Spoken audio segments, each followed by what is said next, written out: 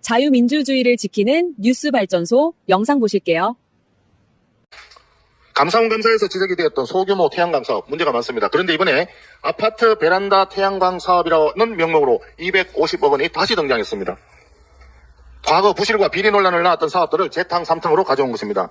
여기에 독립영화 제작비 등 특정 단체를 위한 재정 나눠먹기 사업, 영화, 공연, 숙박 할인 지원처럼 전혀 시급하지 않은 포퓰리즘성 매표 정책이 추경에 반영되어 왔습니다. 전쟁으로 인한 경제 위기 속에서 절박함은 전혀 찾을 수 없는 참으로 한가로운 추경 사업입니다.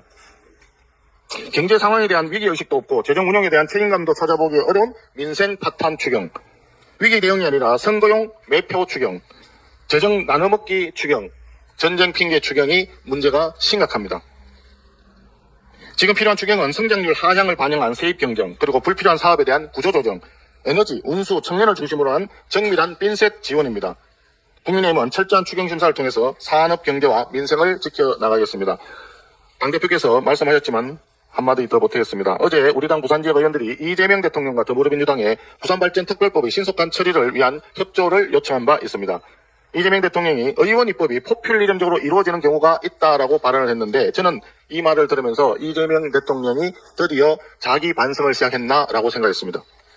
포퓰리즘적 의원 입법의 대표 사례는 바로 노란봉투법 아니겠습니까? 또한 작년 10월 국회를 통과한 지방재정법 개정안, 민생회복 소비 쿠폰을 살포하기 위해서 지방채를 찍어낸 요건을 완화한 이런 현금 살포법이 바로 이재명 대통령이 얘기하는 포퓰리즘적 의원 입법입니다. 그렇다고 해서 이재명 정부가 직접 발의하면 포퓰리즘이 아닌가 하면 그렇지도 않습니다. 이번에 정부가 제출한 26조 추경안이 대표적인 선거용 포퓰리즘 추경안입니다. 포퓰리즘의 대가인 이재명 대통령이 전남 광주 행정통합만 처리하면서 대구 경북 행정통합은 완전히 가로막고, 부산발전특별법에는 포퓰리즘 운운하면서 발목을 잡는 기이한 행태를 보이고 있는 거 이해하기가 어렵습니다. 이재명 대통령은 전쟁 핑계로 선거 추경하고 이제 포퓰리즘 핑계로 부산발전특별법의 발목을 잡는 핑계 정치 중단하기 바랍니다.